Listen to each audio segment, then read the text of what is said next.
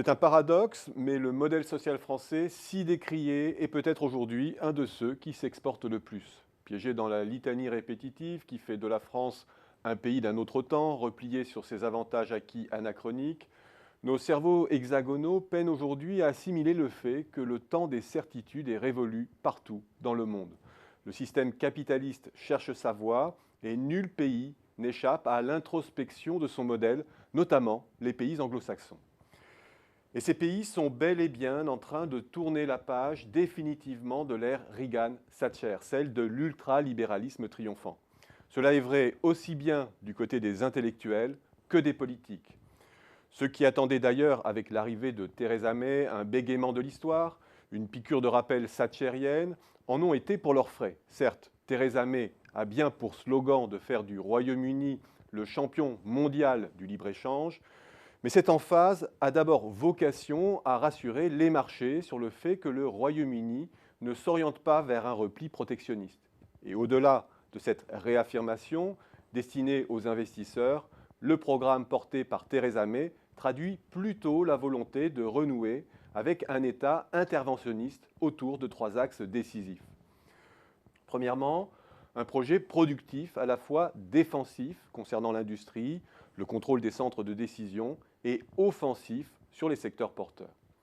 Deuxièmement, une réforme de la gouvernance renforçant la présence de représentants salariés dans les conseils d'administration et introduisant une dose de cogestion à l'allemande.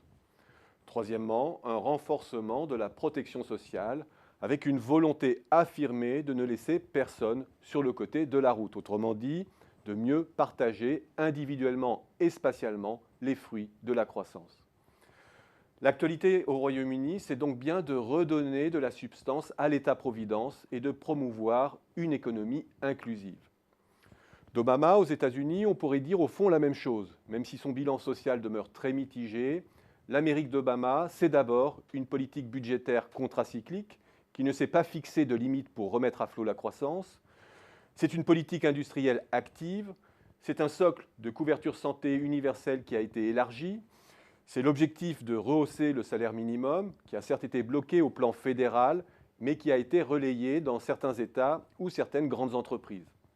Et c'est aujourd'hui, dans le cadre de la campagne électorale, la montée en puissance de propositions diminuant le coût d'accès à la santé et à l'éducation. Bref, quand les économies anglo-saxonnes parlent de réforme aujourd'hui, c'est pour se mettre au chevet de leur État-providence et finalement emprunter aux systèmes sociaux d'Europe continentale les pièces du pacte social qui leur fait défaut aujourd'hui. Et beaucoup d'économistes anglo-saxons en conviennent. L'affaiblissement du pouvoir de négociation des salariés a été poussé trop loin et la mauvaise répartition des fruits de la croissance pèse sur la croissance potentielle.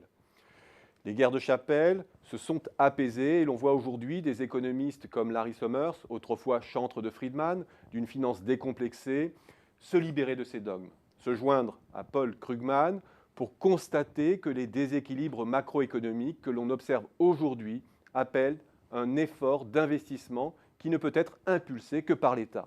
Sans parler d'Olivier Blanchard, ancien chef économiste du FMI, convenant que les logiciels théoriques dont il dispose sont aujourd'hui obsolètes et appelant à une refondation.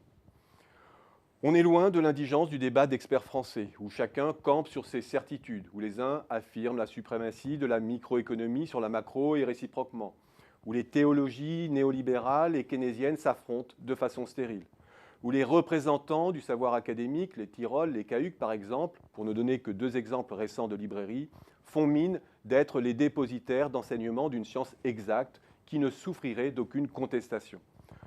On aimerait aussi qu'en France, l'esprit de doute s'installe, que les cerveaux se mettent en mouvement, libérés des chapelles, pour participer à la refondation qu'Olivier Blanchard appelle de ses vœux.